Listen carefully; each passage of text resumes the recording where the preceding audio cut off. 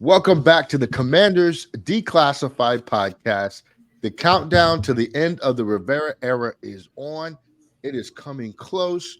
We got a lot to talk to you tonight about. We're going to talk about the Jets. We're going to talk about what the Commanders can do from here on out. We're going to talk about the quarterback position, just a couple things to touch on there, right, guys? And, Brian's not here this week. He's on the road, or he might join us a little later. Either way, Brian, we miss you. Hope you catch up soon. I'm going to say what's up to Eric. How you doing, Eric? I'm hanging in there. I got my Christmas sweater T-shirt on, so I'm ready for feeling festive for the holidays. Not for football, because football's terrible at this time of year. But I'm being festive. Oh wait, I got to get my ornament. Gotta get the ornament. Got to get the ornament. There it is. Okay, there's my little. There it is. Washington Redskins. Let's go. Non-PC ornament is back. Let's go, Mike. How you doing? I'm gravy, man. Just trying to hurry up and end this season as quick as possible. Hopefully we don't win any more games, but I guess we'll see Sunday. This is the most realistic last chance of a win, I feel like, this season. So yeah, we'll see. We'll talk about it. Before we pay the bills, I want you guys to tell me what's the best, or the most notable Redskins WFT Christmas game or event that you guys can remember. Eric, I'll start with you. That is really difficult to even think about, because didn't they play on Christmas last year? Yeah, they did. They played on Christmas Eve. They had a Saturday slate last year. Everybody played on Saturday. I honestly have no memory of Christmas or anything Christmas related with this team. No, okay. And I want to say this is Christmas, but this is so long ago. It was 87, the strike season, and they played the Vikings. And I want to say it was Christmas, right around Christmas time. And Barry Wilburn had a 100-yard interception return, which I believe is still a team record. And that was a Christmas. I don't think it was on Christmas Day, but I definitely remember that being Christmas time, late December game. That was a game where they were losing, and Doug Williams came off the bench and brought him back, like he did every time. Every time he came off the bench that year, good things happened. But every time he started, they fell flat until the playoffs. It was an amazing year. And Barry Wilburn had led the league. That was his league-leading 9th pick of the year. And I'm not looking this up. This is off the top of my head, so you can fact check me if you want. But Barry Wilburn. And one more factoid: he's one of 4 cornerbacks in team history that had their career high in interceptions in seasons where they played opposite Darryl Green. You can look that up as well, because everybody, people like to point at Darryl's low interception numbers, but 4 different guys: Vernon Dean, Martin Mayhew, Barry Wilburn, and Tom Carter, I think, all had their career highs in interceptions in seasons where they played opposite Darryl Green. Now, so I'm going to shut up with my Christmas memory, because that's the best I can do. That's a good one. Mike, what about you? The first one that came to my mind, I thought you was going to say it, but it was 05. The Giants came to FedEx in 05. And it was a crazy game. Brunell got injured, and Ramsey came in, and he hit Moss with a deep touchdown in the second half or something like that.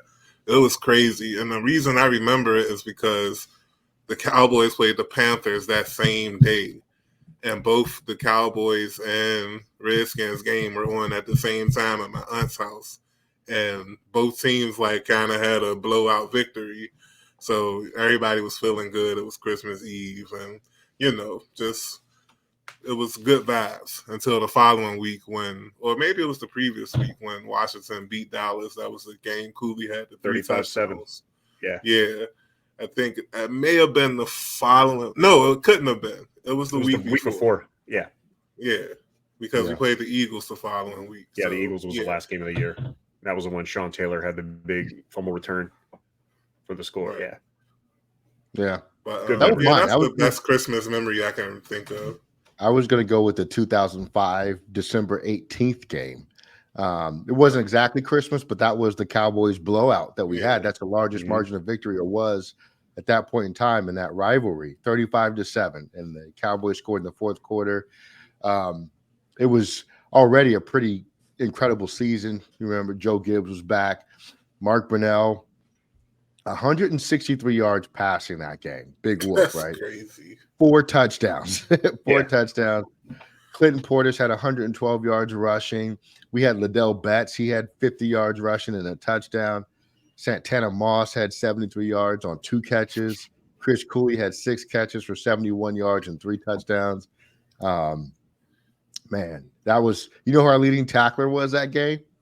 Eric, I know you – Antonio Pierce, right? Antonio Pierce? No? Marcus Washington? Nope. Lamar Marshall. Lamar Marshall. Yeah, totally. Check it, though. My favorite thing about that game, besides the Cooley 3 touchdowns, there was a play, I think it was in the first half. Terry Glenn caught the ball and ran like immediately towards the out of bounds line. And Sean Taylor still came and like cracked him. It was helmet to helmet. Like he cracked him. And whoever, it was a photographer that took a picture like at that exact moment. And I had that as my wallpaper for like years. But yeah, Sean Taylor was an animal in that game. So you have to correct me if I'm wrong on that. I believe that was the Sheriff Gonna Getcha made his debut in that game. It was either Sheriff Gonna Getcha or Janky Spanksy. I can't remember which one. It was one of those two. Because that was the year the Portis came up with the characters. I'm pretty sure it was Sheriff Gonna Getcha that week. But you'd have to fact check me on that. I'm more than happy to be wrong. But that was a fun time. That was the dawn of the white on white unis. Yeah. Dude. So many good memories from that one. You're right.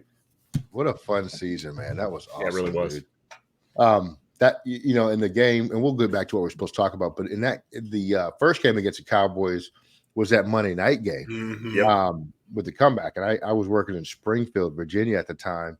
And I remember I stayed up so late at night to watch the end of that game. Yep. And what people don't remember, because we were talking about Sean Taylor, was, you know, yes, Santana Moss made those great plays, but Sean Taylor popped Patrick Creighton on that 4th down stop. Yes, he did. That ball flew up in the air. I was like, oh, it was, man. It all looked like it was shot out of a cannon. Yep. That was definitely, I think nowadays they would have called that a fumble. Yes. He definitely took, it was fast when it happened, but he caught it and took 3 steps before Sean Taylor got there. That ball he got there. That was a fun season. Man, it was great, man. R.I.P. Sean Taylor, man. And just a fun year all around. Cooley at tight end. And it's like, let me ask you guys this question. I know it's hard to compare, Eric. How much better is that roster than the current roster that we have here? Like, if those two teams played, what do you think the score would be? Honestly, the roster is barely better. It's the coaching that was much better in 05 than it was this season. Yeah, I mean, but I guess the offensive line probably couldn't handle our defensive line, especially after the Sweat and Young trade. So I'll get a slight edge to 05 roster wise, but like it's the coaching. Like I really feel like if Joe Gibbs had this particular roster, that we would be in a playoff hunt right now, because Joe Gibbs was a coach that elevated the roster, whereas Rivera just does whatever with the roster. Like, I can guarantee you Sam Howell would not have seen the field this season. Jacoby Brissett would be starter from day one if it was Joe Gibbs, because Joe Gibbs was not messing with any kind of a young quarterback ever. Go back and watch his history. That dude had no use. He wanted, I always joke when a couple of years ago when they were talking about rehiring him before they brought in Rivera, and I was like, he's going to bring Matt Hasselbeck out of retirement if he comes here. Like he wanted the 35-year-old dude that had been through it all. So yeah, Jacoby Brissett would be right up his alley. Yep. It would be no talk of but Sam Howell for the 4 years. He would, yeah. He would cook with Howell. Brissett. Yeah, absolutely. I think if they played, that's so tough, man. It's a blowout. The 05 team wins in a blowout because Santana Moss would have 220 yards receiving. Would be just killing it because this defense can't cover anybody. So I don't even think it's the only thing that would stop that would be Joe Gibbs just constantly pounding Clinton Portis for 4-yard gains, which he would do. So Clinton Portis would have 38 carries for like 100 yards, And the offense wouldn't be able to do nothing with that 05 defense. I mean, that defense nothing. was good. I mean, Cornelius Griffin, Antonio Pierce. It was like not big name guys, but they could play other than Sean Taylor. Pierce had left. Pierce was in New York by that time. In 05, that's why was? Lamar. Yeah, that's why Lamar Marshall. Okay. Who did we have then? We had Ryan Clark, Philip Daniels. Phil Daniels, Cornelius you Griffin. You know who was my man? Andre Carter, was he there or did he come the next year? Andre Carter. Was Walt Harris on that team? Yes, Walt Harris. He was. Walt Harris was corner. Our and Sean Springs, right? So lit that season. Yeah, Sean Springs was there, I think. Amar Stoutmeyer. That was Clark's last season with us. Yeah. No. He went to Pittsburgh. Yes, it was. You're right. Yeah. Pearson Prello. You guys remember that guy? Pearson Prello, yeah. He was like the nickel corner. Yeah. But that offensive line was low key good too, with Daniels and Jackson or Jansen playing well. Randy Thomas was really good when he first got here. Robach at center. No, Robach wasn't here yet. Who was the center? I can't remember the center's name. He was it Will something? No, Montgomery came later. It was I can't think of it offhand. I have to go back. Ethan Albright. No, he was a long snapper. Hell no. He was a long snapper. I'm gonna find out. He was the red snapper, I believe. Ethan Albright. That's what they called him because he had that fire. He had that like fire red hair. I've been hearing his name a lot this week. I guess. Yeah, bring him back. He could do later. Bring him back. Hearing this name. He's 52 years old, man. I'm bringing him back. It's not the first time I heard this name this week. That's crazy.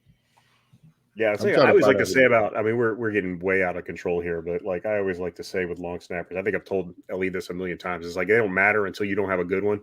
Yep. And we just found that out this year. Like if you don't notice, it's like a wedding DJ. Wedding DJ is a wedding DJ until you have a bad one, and then it ruins it destroys your, it wrecks your ceremony. So.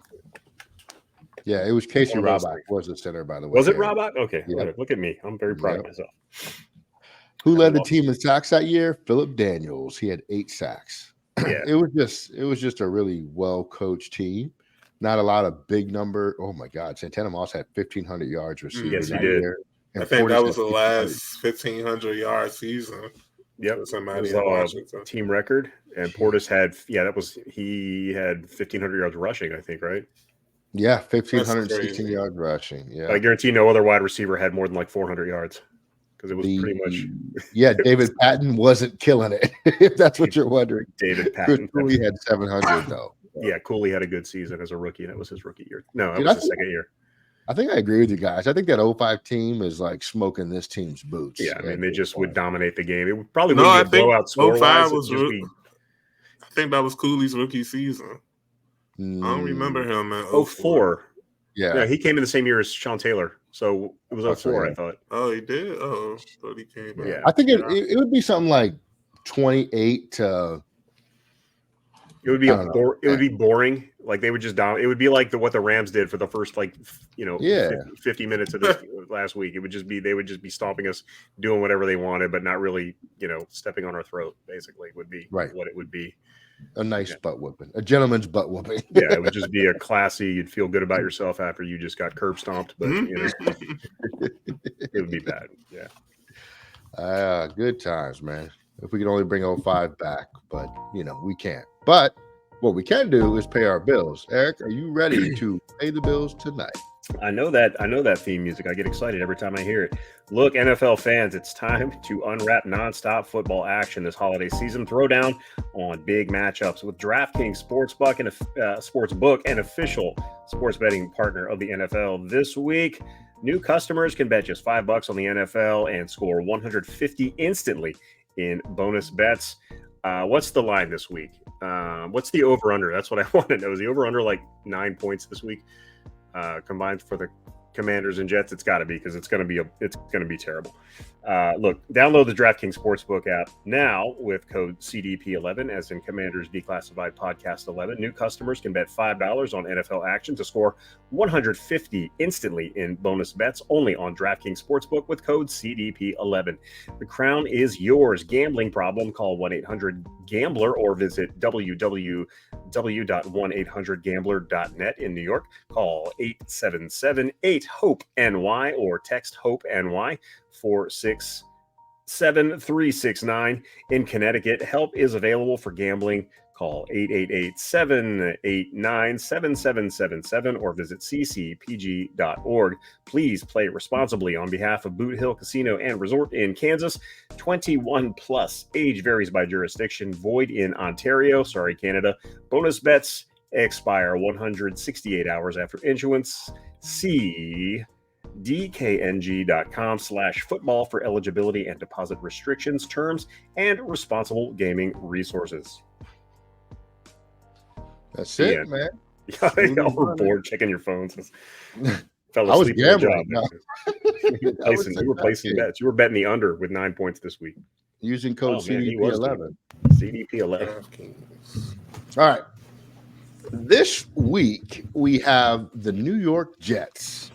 The Jets are 5-9 on the year. I was actually checking Tankathon to see where the Jets were in terms of overall draft picks because I think they, like us, could use a quarterback, but they made the stupid move of going out to get Aaron Rodgers, who's played all of like 11 minutes this year and is destined to come back next year with ivermectin in his ankle tendon. I don't know, but shout out to Aaron Rodgers. He is not one of my favorite quarterbacks, though I do recognize his greatness. He has always gotten on my nerves for some reason since he came into the league, but we don't have to face him this week because he's officially out for 2023 and won't be back to 2024.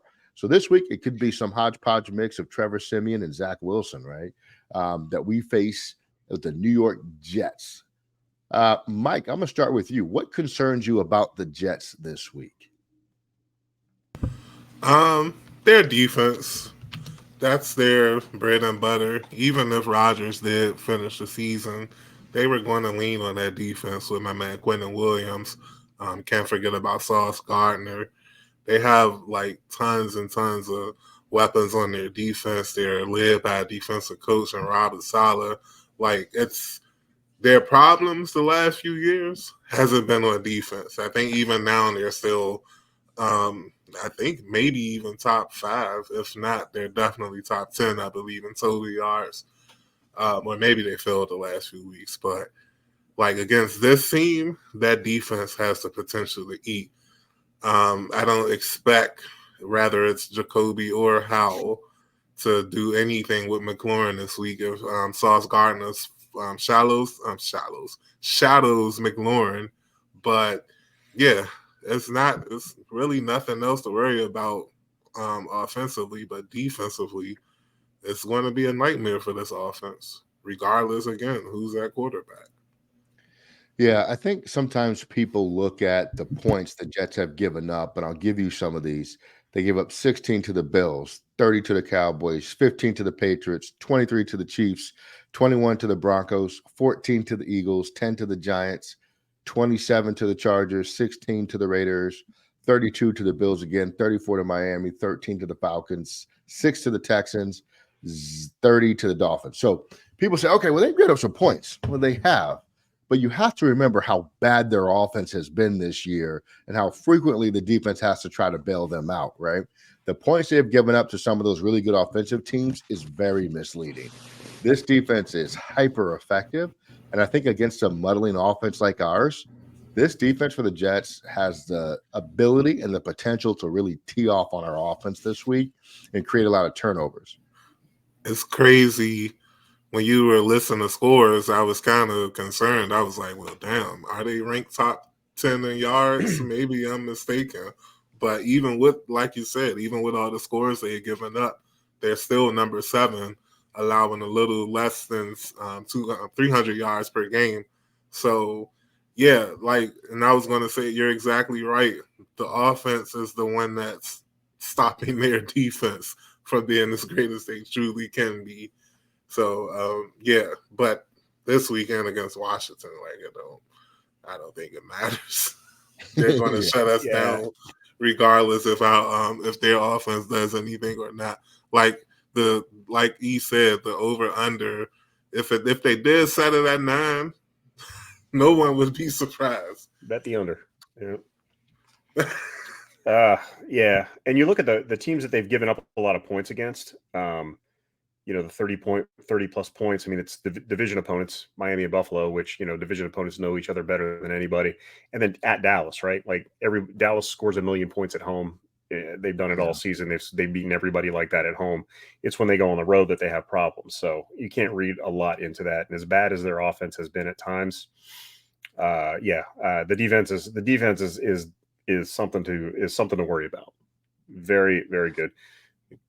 Very strong defensive line. It's like a solid defense. It's like a carbon copy of what they did out in San Francisco, probably with some more talent at defensive back than what they had. But the defensive line is just as stout. They get a lot of sacks. They get after the quarterback. Just a well-coached defense, regardless of what the team record is. The other side of the ball is holding them back. But this is a very good defense against, an offense that has not looked good in recent weeks. And could that be the quarterback? Probably. It's a lot of things, but certainly the quarterback is a problem there. So the defense, I would agree, is very going to be a very big problem this week for the offense. Yeah, that's right where I want to transition to. I mean, the Jets are 3.5-point favorites. What? Like, it's weird to think about an offense that bad being favorites over us, but we got a multitude of problems. We're coming to the end of a lame duck coach year. And I don't think this team's going to all of a sudden start playing harder because it's the end of the year. I think that, as much as I want this team, and I'm sure a lot of fans want this team to go out there and just give it their best shot and fight. And, I think some guys are going to start thinking about staying healthy through the offseason so they don't start the offseason programs behind. People are going to make business decisions at this point in the season. But from the quarterback perspective, last week we saw Sam Howell get benched.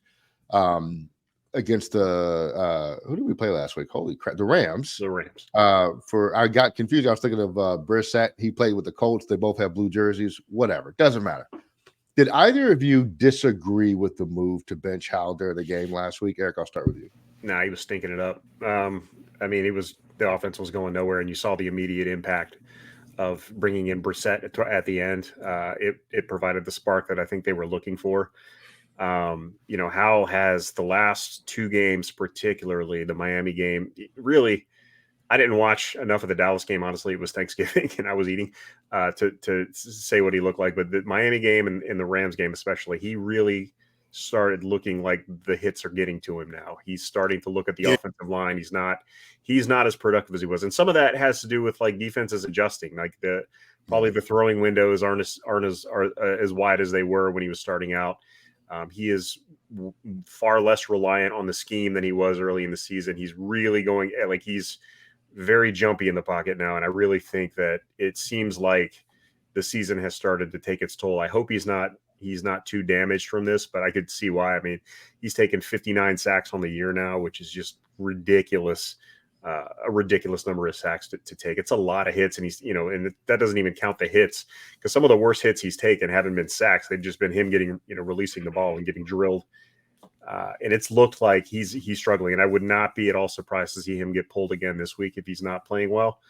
And I actually kind of buy into Ron's logic on that. It really is to protect him, because, is being hit as much as he's been the past couple of weeks or over the course of the season, and how he's looked the past couple of weeks, it can ruin him. And you saw like David Carr is like the best example of it, how beat up he got. Because you don't forget, David Carr was a really talented quarterback coming out of college and a really touted prospect, but he got sacked like 80 times, 79 times in the season, and he was never the same after that. It's just hard to get past that. So, it was definitely the right move, and I wouldn't be surprised to see it again this week. And if it happens again this week, I don't think we see Sam for the rest of the year. Yeah, I mean, the Jets defense is a tough team to try to bounce back against. And that's what I'm concerned with, is that I think you're right. Like, you started to see mental cracks, I think, in Sam Howell's game last week. Mark Bullock put out a couple of really good tweets on Twitter. I think John Keim did as well, or some of the folks, some of the major beat reporters put some information on their podcast. But like, this was the first game where it looked like he wasn't going to the right place with the football, and he was very late with his throws. And that's a compounding problem in the game. And he was getting his receivers lit up too, which is another issue. Bullock has a great tweet that shows like there was one of the plays where Howell took a play that was on schedule, forced it to be all schedule, and then missed like 3 receivers open, like all over the field to make a throw to a player that wasn't open.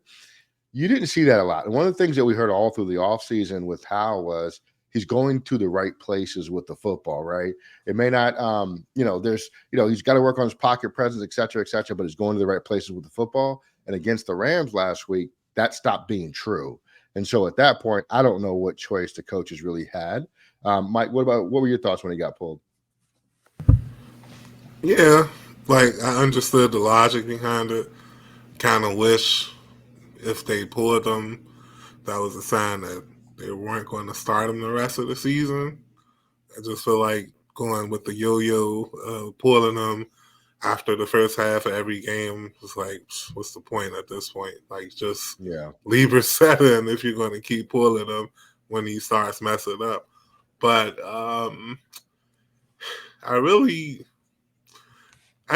don't know. Like, I really don't know. I feel like there's a clash of several philosophies right now with the Washington's offense.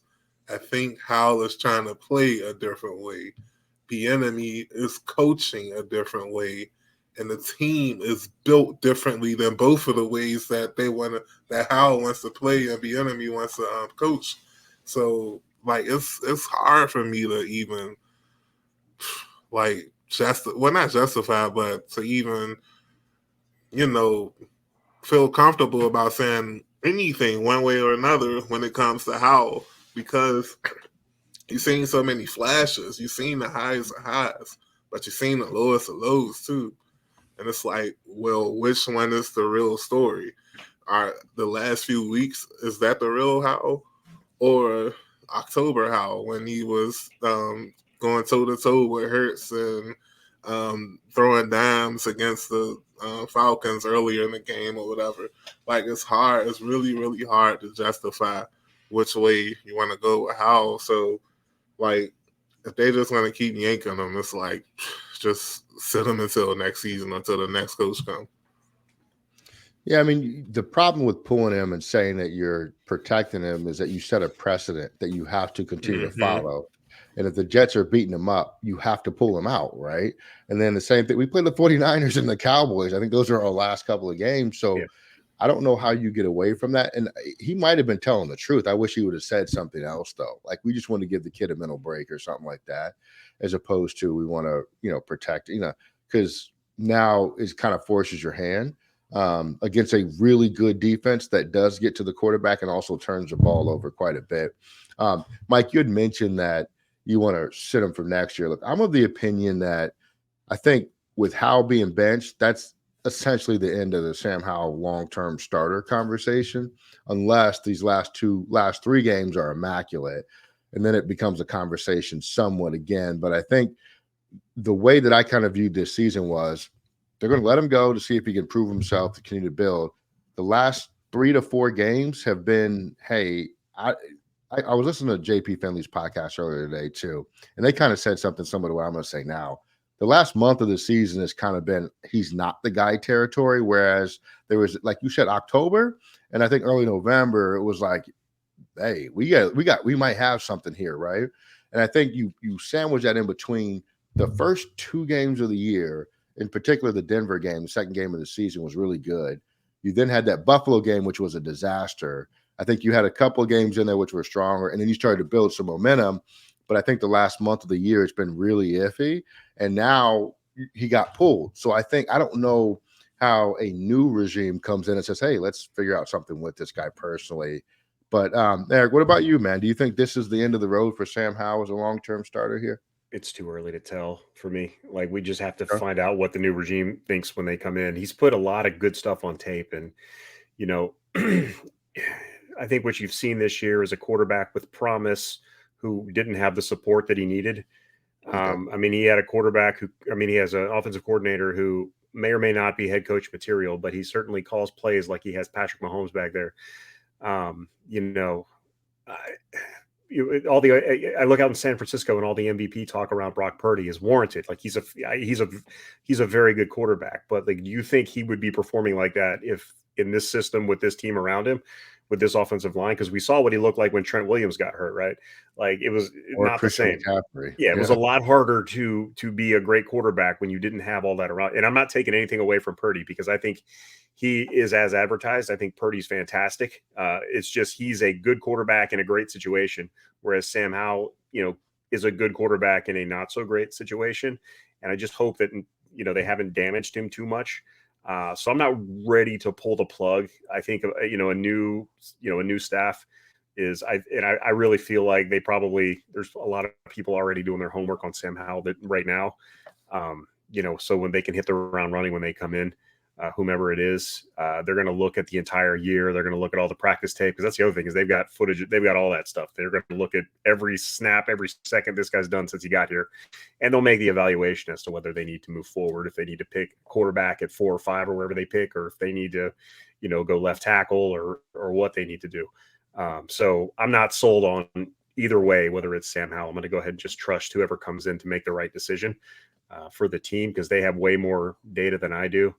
But I still think Sam Howell's got a future in the league, be it as a backup or as a starter somewhere. I think his upside is still there. There's stuff that has to be cleaned up. He's going through rookie ups and downs. So, and he's under contract for like 2 more years. So yeah, I definitely don't think he's done here. Just, may or may not be as a starter. We'll just have to wait and see. Yeah, no, I can dig that. So last game against the Rams, and it might translate to the Jets game, I thought, let me say it this way. So you talked about the way that they've chosen to develop him. It's trial by fire, right? Like the Patrick Mahomes treatment, where they're just throwing him in there. And I think at some point in the season, he was getting Bieniemy was getting praise for that when Howell was doing well. I think in hindsight, that was a mistake in the way that he decided to develop him and bring him along. I don't know how you drop him back 38 times against the Jets defense, but he's going to find a way to do it. That's what Eric Bieniemy does. Ron Rivera said that Howell is QB1 this week. So I have to assume he's going to start, and then he's going to play against this very aggressive defense. And we're going to see what happens. But would you, Mike, do anything differently with how you approach this game versus the Jets with Howell starting?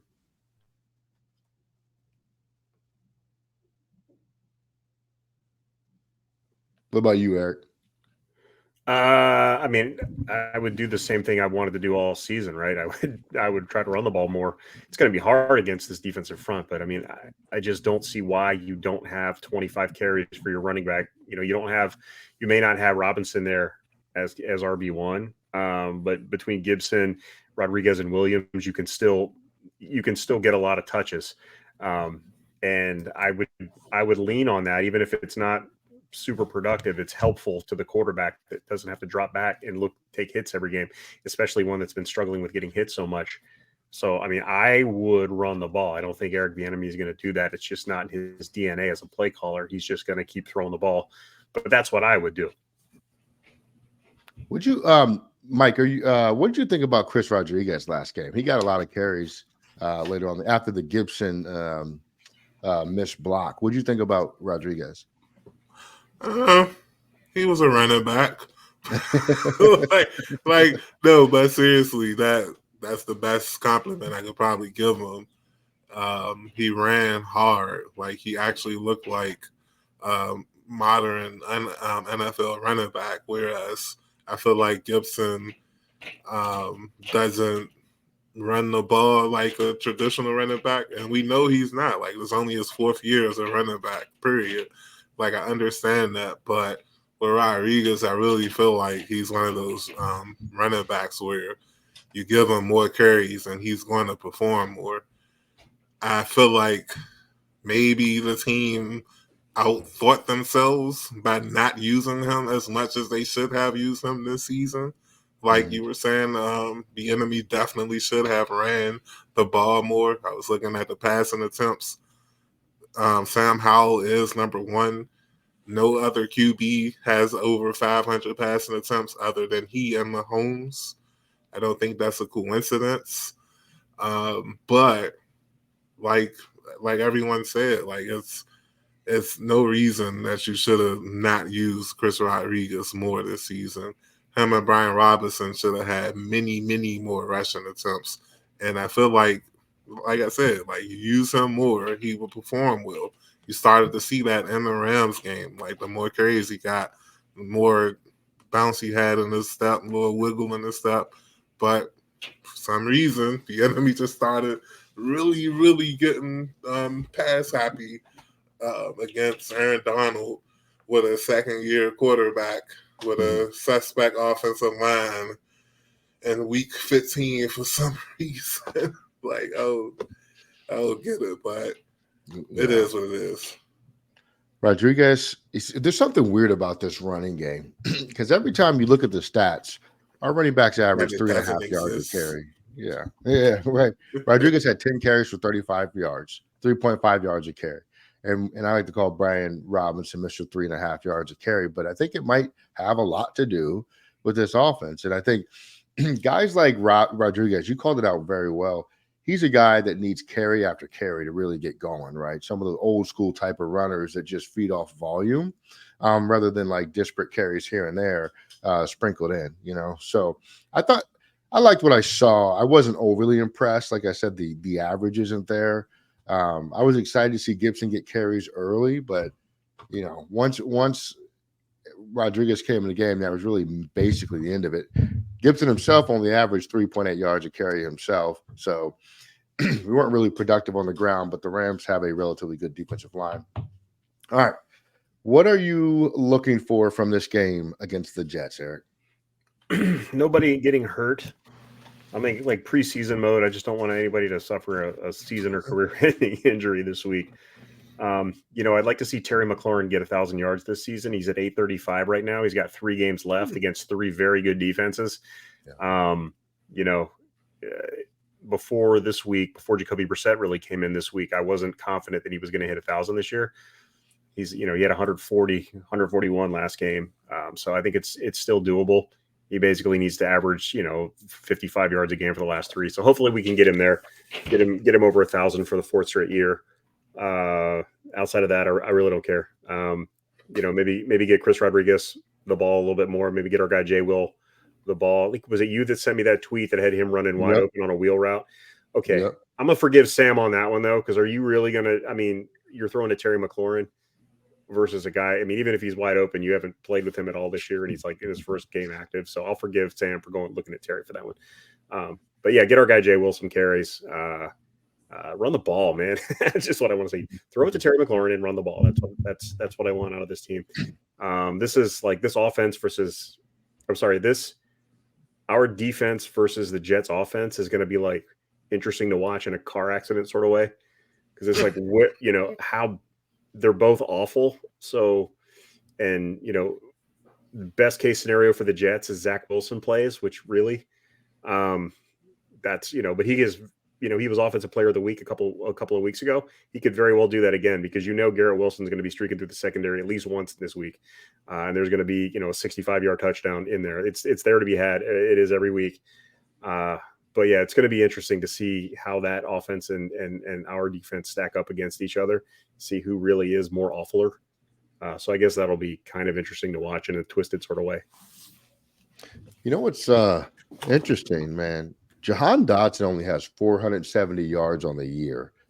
Logan Thomas, who doesn't ever seem like he's on the field, has 431 yards this year. Which is only about 40 yards less than Jahan Dotson. To talk about how ineffective Jahan Dotson has been this season, that is wild. Nobody would have predicted that after his rookie season, man.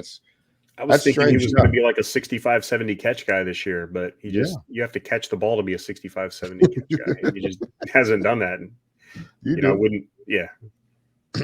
That's fair. And then Curtis Samuel is there. He always seems like he's making the play, man. I really like that guy. All right. What do you want to see from this game, Mike? Oof. I don't know. Fun, I guess. Like, just make it a little bit entertaining. Like, I'm not joking when I say I wanted us to lose every single game. Having said that, when the actual games come on, like, I'm going to cheer for us to win. Like, I want us the best possible outcome to happen. But if we lose, like 4-10. Like gotta, we lose with 4-10. I mean 4-11. I'm sorry. So it's like, I mean, you have a chance to surpass the Cardinals this week too. You could end up in the 3 spot if the Cardinals beat Chicago. So, right, yeah, and whoever loses that game is good for us because either we're going to stay in 4th or move up to 3rd if we lose to the Jets. But I mean, we're going to get to our predictions, and I'll just save it for that. Yeah, let's go and get to that because then I got some rapid fire things for you, Eric. What's your prediction for this game? I think it's going to be a weird, like oddly, like fascinating game just because of straight. It's like weakness on weakness. The offense versus defense of the Commanders' offense and the Jets' defense, and the Jets' offense against the Commanders' defense is such a weird dichotomy. I can't wait to watch that. There will be some points scored in this game, so I'm actually going to go. I'm going to take the Jets 23-19. Okay. Got to be 19.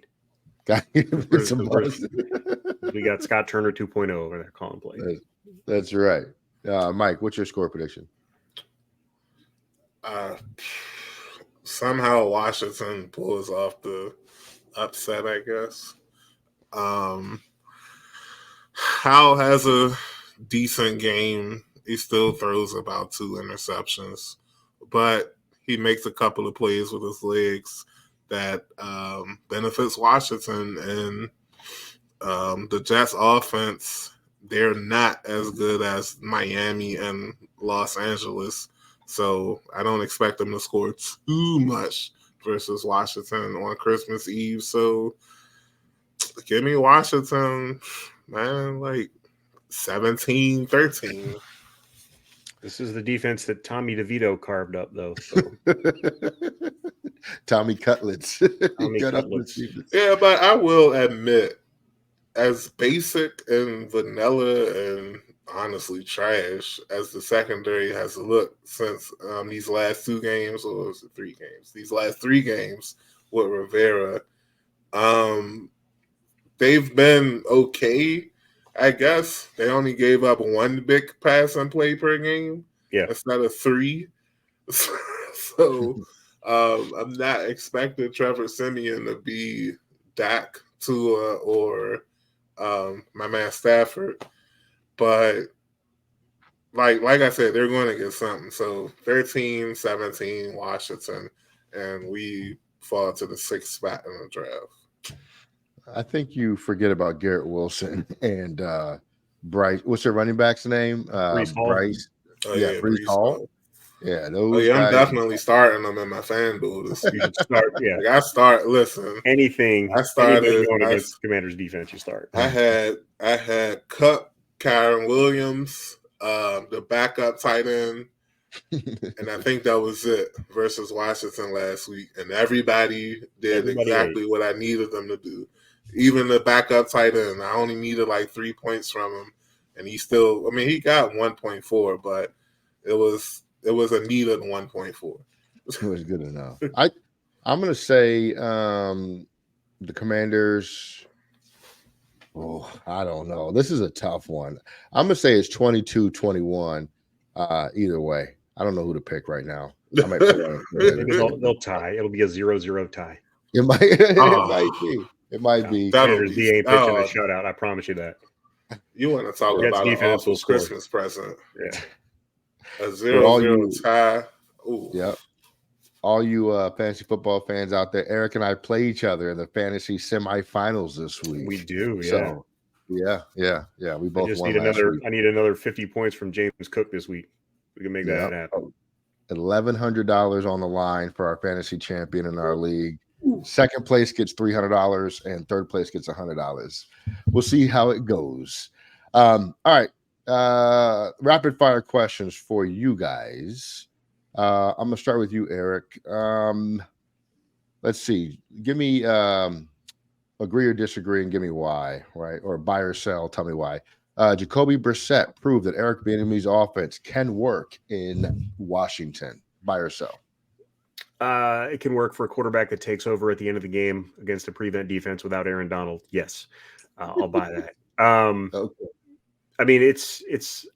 I don't think there's any question that his offense can work, but can it work consistently? It's very easy to say that, Jacoby, I mean, he looked great when he came in. Nobody's going to say that he didn't. But the situation that he came into was basically the Rams defense was basically like, we're going to let's close the game out. We're good. Because, when Aaron Donald came back in, it took him 10 plays to score from the 1 yard line. So, like, maybe it works, but it's not. I don't think it's the well-oiled machine that maybe it appeared to be when Brissett first showed up. But definitely, look, the guy knows that's what an offense should look like when a guy who has played as much as Brissett does comes in, in the fourth quarter of a game that you're losing badly, or you need a spark kick. He did exactly what. This isn't like some scrub, fifth string quarterback off the practice squad that you had to put in to close out a game. This is a guy, an established NFL quarterback. He did exactly what you would expect him to do, and he did it well. So hats off to him. There you go. Mike, buy or sell? Jacoby should have started the season as QB1. Buy. And the only reason I'm buying it is because they were coaching for their jobs this season. And like everyone kept saying, like, you don't want to put it in the hands of a rookie with your job on the line. And of course, I was like, shut up. Howell's going to be good enough. And maybe he was good enough for the beginning of the season. But I do feel like maybe the both Giants games may have been different with Brissett. And suddenly you're looking at a team that's 6-8 in the middle of a playoff fight instead of 4-10 and thinking about next season. So, yeah, I think he should have started, but that's hindsight mostly.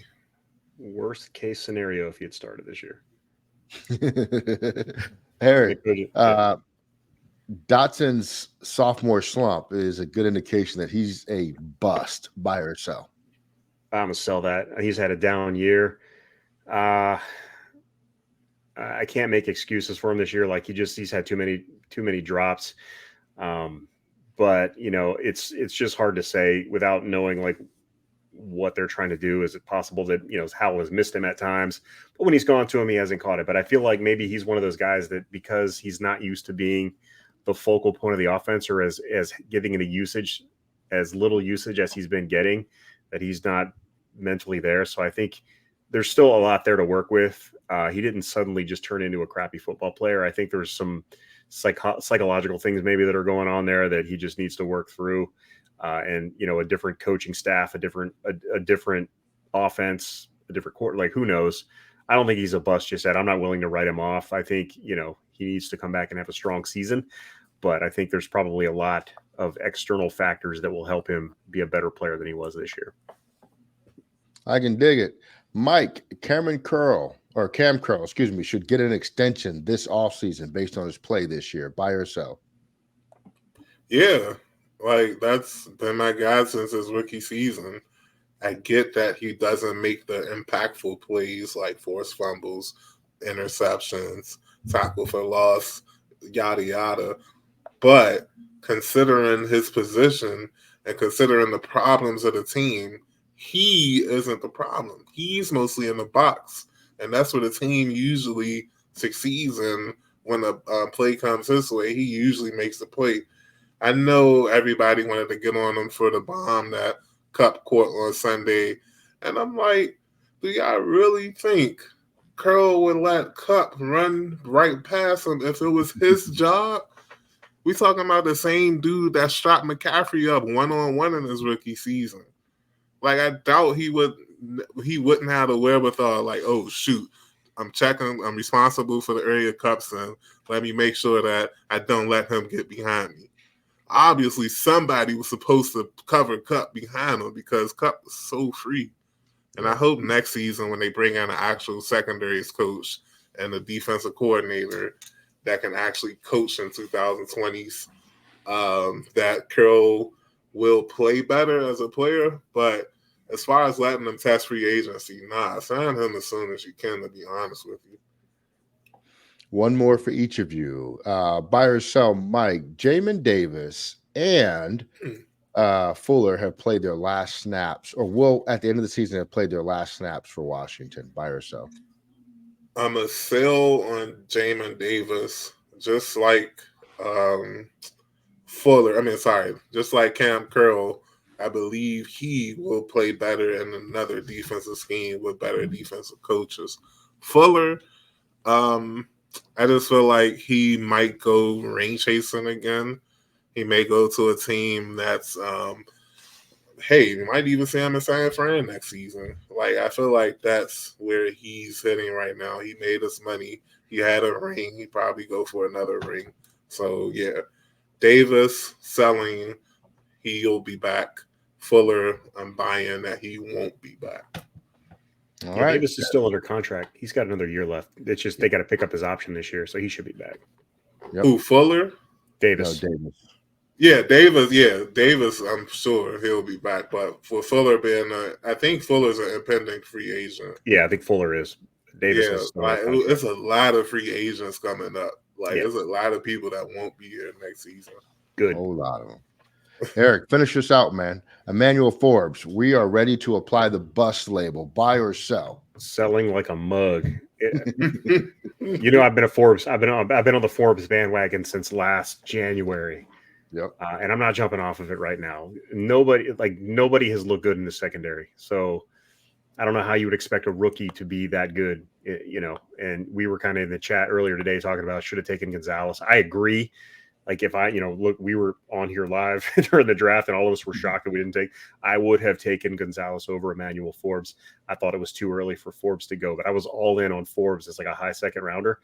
I still like Emanuel Forbes. I don't fault anybody except maybe St. Just in the secondary this year, because I think that we just it was a really poorly coached secondary, and just the guys, like what you were saying earlier about with Curl. It was definitely not on Curl, because go back and watch it. Quan Martin and St. Just straight ran into each other because one of them didn't drop, and I'm fairly certain it was supposed to be St. Just that dropped. That should have been running with Cup, but no, I'm not. I do not think Forbes needs a fresh start with a new coaching staff. I can't wait to see what he does, because there is way too much talent there to have the production that he did. And again, it was another kind of thing like Bieniemy did with Howell, just like throwing him out there like, oh, you're a rookie cornerback, and there's vets all around you, but here you go cover AJ Brown one-on-one for the whole game. No, don't do that. Like, it Didn't work. Is what it is, right? No, I think hopefully I am confident you'll see a big jump in play from Forbes next year. There's no way I'm putting a bust tag on him right now. Let's go. All right, fellas, great job. Everybody, if you made this far, thank you for listening. Make sure you subscribe, leave a comment, help us with the algorithm. And listen on your audio platforms, all audio platforms. We are there. Brian should be back next week. We should have a full crew. We'll see what happens with the Jets game. Hopefully everybody makes it out healthy. We are out of here, and we wish you guys a very merry holiday season. Happy holidays, everybody, from the Declassified family. We're out of here. Peace.